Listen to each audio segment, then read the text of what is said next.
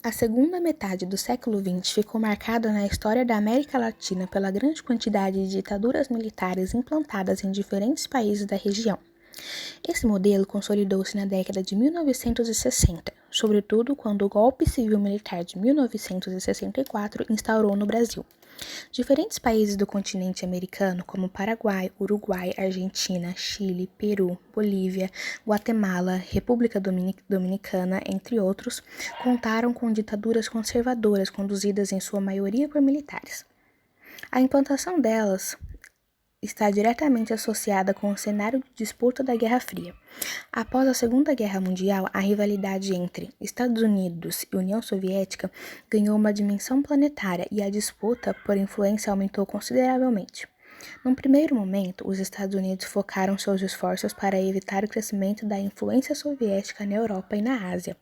A partir do final da década de 1950, o governo norte-americano percebeu a necessidade de aumentar a sua influência sobre o próprio continente, e isso deu início às ações em países latino-americanos. O objetivo era enfraquecer os movimentos de esquerda por meio da instauração de ditaduras militares de viés conservador. A grande virada para a mudança na postura norte-americana em relação às nações latino-americanas deu-se com a Revolução Cubana, em 1959. Essa revolução, conduzida por Fidel Castro e Che Guevara, foi uma revolução de caráter nacionalista que acabou se aproximando da União Soviética por conta da hostilidade norte-americana contra o novo governo cubano. A aproximação de Cuba com a União Soviética era considerada pelos Estados Unidos como um precedente perigoso para o continente. Antes da Revolução Cubana, os Estados Unidos haviam procurado criar um caminho para intervir diplomática e economicamente na América Latina por meio da Operação Pan-Americana. Os desdobramentos da situação em Cuba fizeram com que a ação norte-americana sobre a América Latina se tornasse mais agressiva, e um dos primeiros casos dessa abordagem foi o Brasil.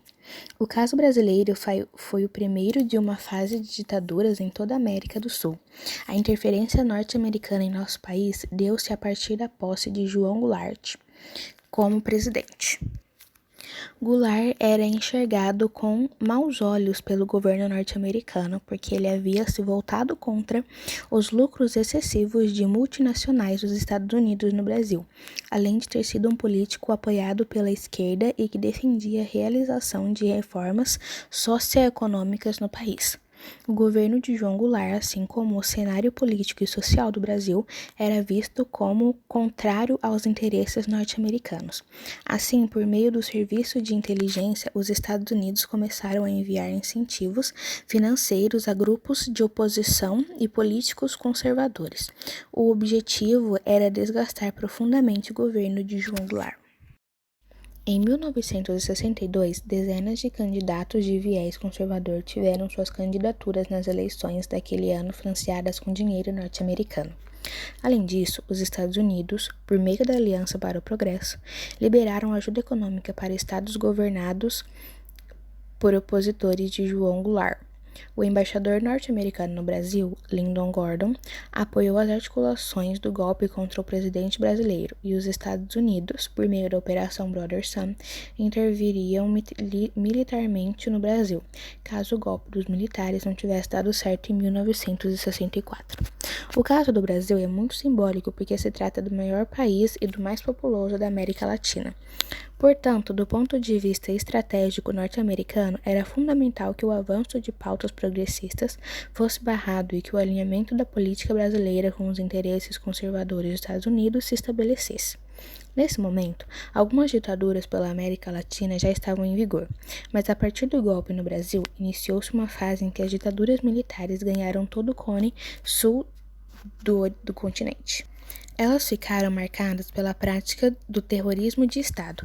Dentro dessa ideia, considera-se os sequestros de cidadãos, o uso da tortura, os atentados à bomba e o desaparecimento de cadáveres, práticas executadas contra os opositores e que resultaram na morte de milhares de pessoas. Na década de 1950, um país sul-americano já estava em ditadura, o Paraguai. A ditadura civil-militar paraguaia estendeu-se de 1954 a 1989. Sendo governada durante todo esse tempo pelo general Alfredo Stroessner. A ditadura de Stroessner instaurou-se por um golpe contra o presidente constitucional do país, Federico Chaves. A consolidação da ditadura de Stroessner contou com o apoio direto dos Estados Unidos, que forneceram ajuda econômica ao novo governo paraguaio. Ao longo de 35 anos de regime militar, estima-se que cerca de 20 mil pessoas foram vítimas de violações de direitos humanos. Os casos mais conhecidos são os de garotas sequestradas por agentes do governo para serem estupradas por Stroessner. Com a consolidação da ditadura no Paraguai e o golpe civil-militar no Brasil, outras ditaduras criaram-se pela América. Na década de 1960, Bolívia, Peru e Argentina caíram nas mãos dos militares. Na década de 1970, foi a vez de Chile, Uruguai e novamente a Argentina. Todos esses regimes fizeram uso de práticas como a tortura. Nas décadas de 1970 e 1980, houve uma grande articulação de seis nações sul-americanas para ampliar seu combate a opositores e subversivos por todo o Cone Sul. Essa articulação recebeu o nome de Operação Condor e contou com o envolvimento de Argentina, Brasil, Chile, Paraguai, Bolívia, Uruguai, sendo também apoiada pelos Estados Unidos. No restante da América Latina ainda existiram ditaduras civis e militares na República Dominicana, Haiti, Panamá, Nicarágua, Honduras, El Salvador e Guatemala. Vejamos agora dois exemplos delas, a chilena e a argentina. A ditadura chilena estendeu-se de 1973 até 1990, sendo governada durante todo esse período por Augusto Pinochet. A construção da ditadura chilena ocorreu como estratégia para derrubar o governo de Salvador Allende, o primeiro socialista eleito por voto popular na América do Sul. Ele foi o vencedor da eleição presidencial de 1970, estando à frente de uma colisão de partidos de esquerda conhecida como Unidade Popular. A vitória de Allende imediatamente chamou a atenção do governo norte-americano, temeroso de que a vitória de um socialista no Chile pudesse arrastar outros países da América do Sul nesse caminho. A partir de então, a ação secreta dos Estados Unidos criou um cenário para desestabilização política e econômica do governo chileno e fomentou um golpe militar.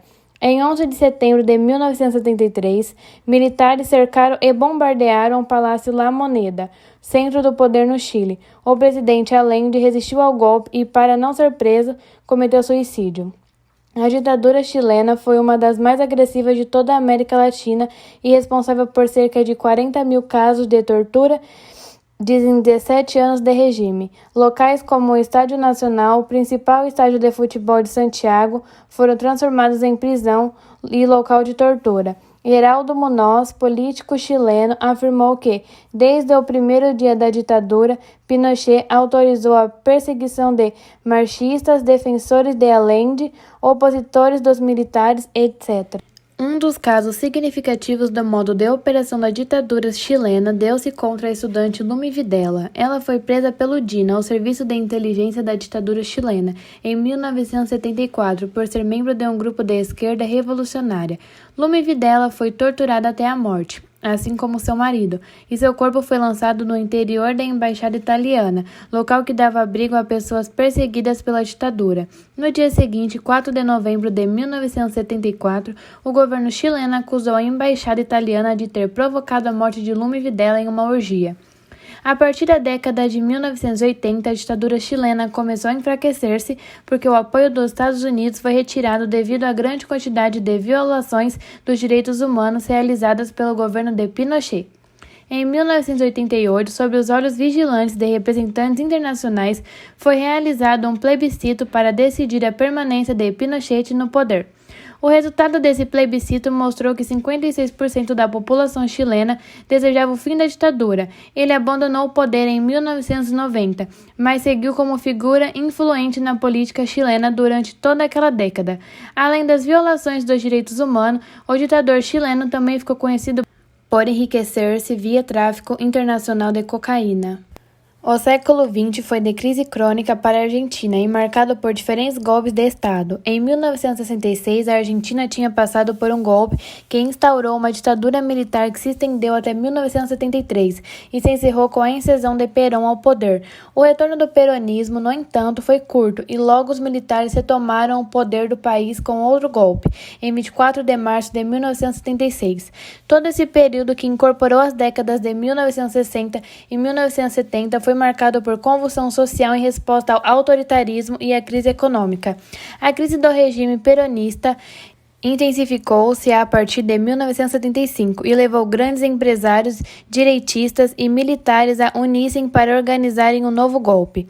Com a vitória desse golpe, foi formado o Processo de Reorganização Nacional, nome que os militares deram à ditadura que existiu de 1976 a 1983.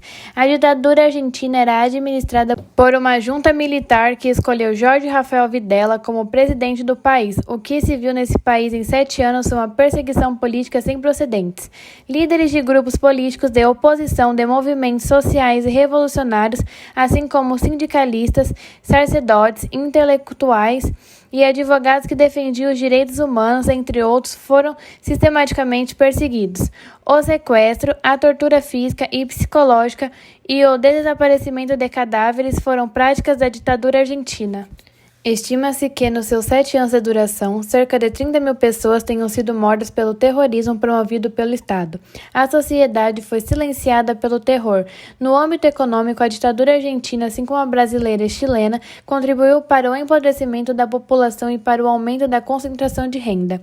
Na década de 1980, a ditadura argentina procurou recuperar as Malvinas ocupadas pelos britânicos desde o século XIX. A Guerra das Malvinas foi um grande fracasso e a derrota, junto aos problemas econômicos, debilitou os militares que acabaram entregando o poder em 1983 para Raul Alfonsín, eleito presidente daquele ano. Em vários países da América Latina, soldados estão novamente cumprindo um papel central na política, segurança pública e economia.